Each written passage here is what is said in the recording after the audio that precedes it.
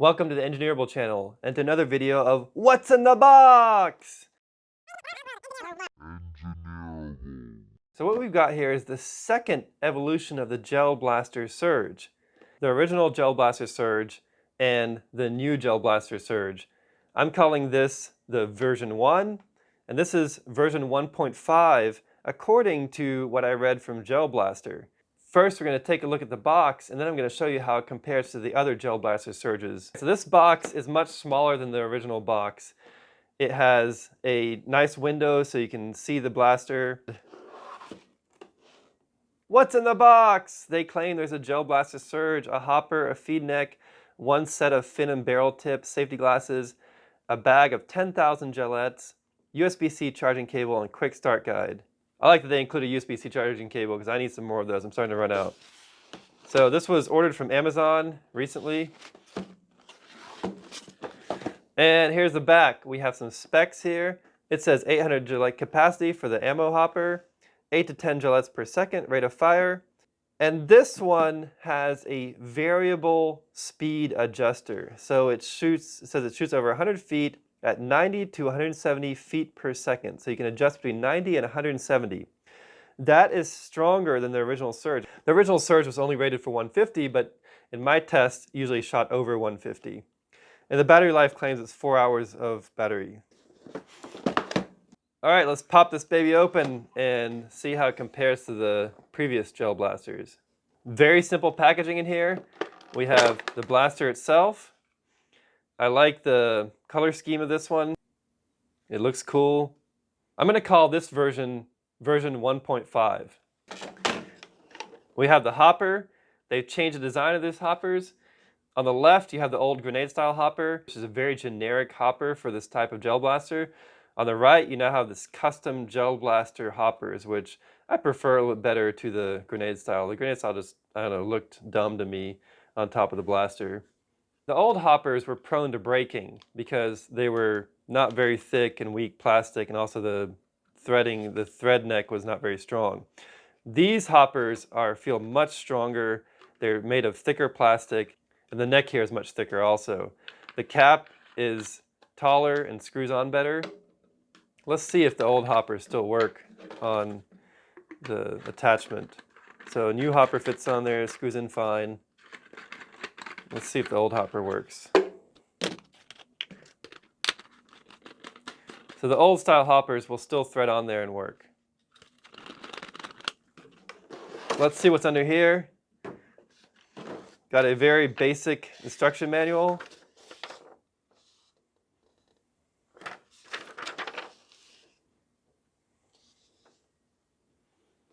Now, one thing about these Gel Blasters is that they can break down, and there can be multiple reasons for it to break down.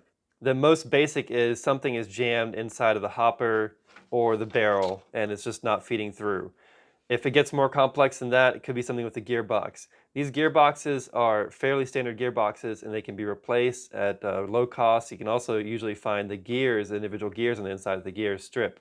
So I'm going to be doing some other videos to show how to repair these blasters and also how to replace the gears and any modifications. I will also be doing a video on how to add a UV LED on the inside to use glow-in-the-dark tracer gel balls so you can play at night and see where your gel balls are going.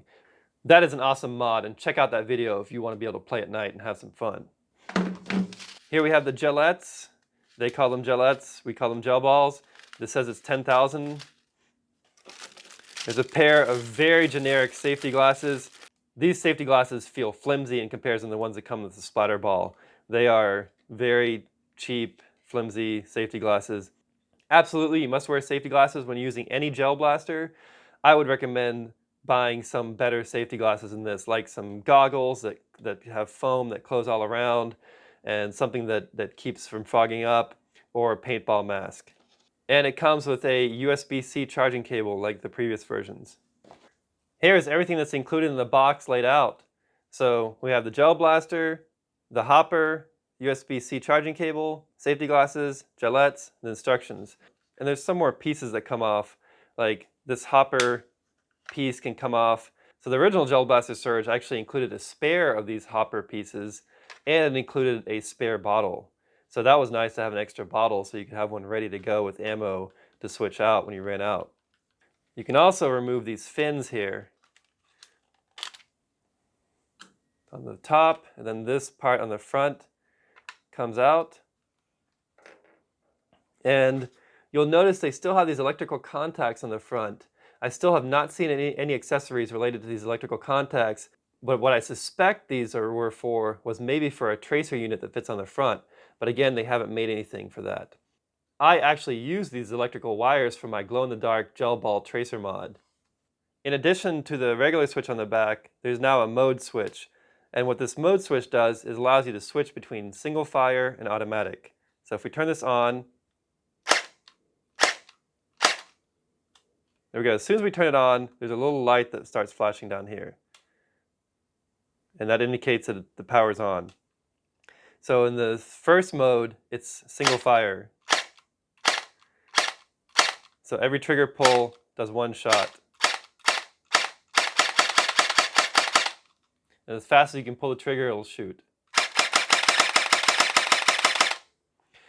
If you push the mode button and then you hold the trigger, now it's in fully automatic mode. One thing that's interesting about the mode button and this LED is that when it's in single fire mode, the LED is flashing white. When you hit the mode button and put in automatic, the LED is on full.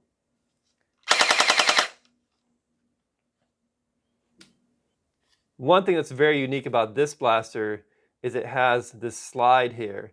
And what this slide does is it adjusts the FPS from 90 to 170 feet per second.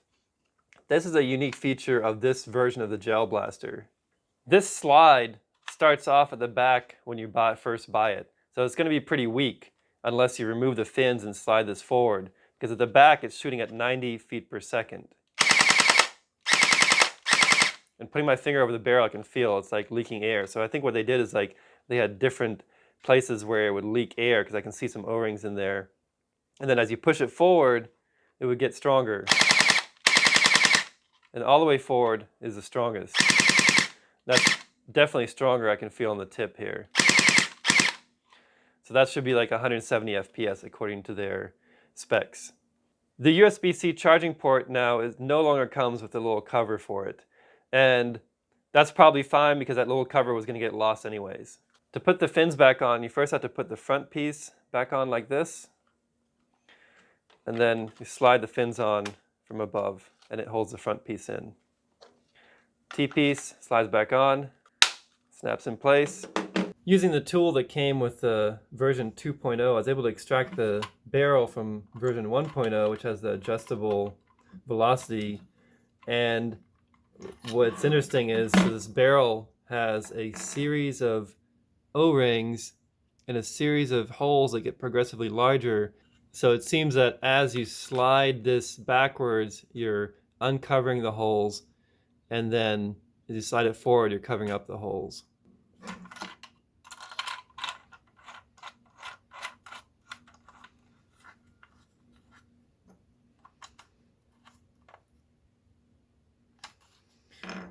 One thing to note about this is these pieces of plastic here are incredibly sharp, and when you slide this, you got to be careful, because it felt like I almost sliced my finger open on that plastic on the inside when I slid this back, because it's like a sharp edge right here and it grabs on to your skin, but it didn't make a deep cut.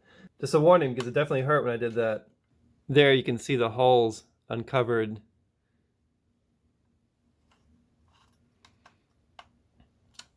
This barrel is not very tight in here. There's a lot of play and motion, so that doesn't help with keeping the gel ball straight.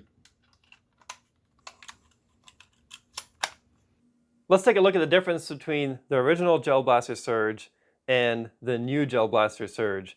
I'm calling this the version 1, and this is version 1.5 according to what I read from Gel Blaster.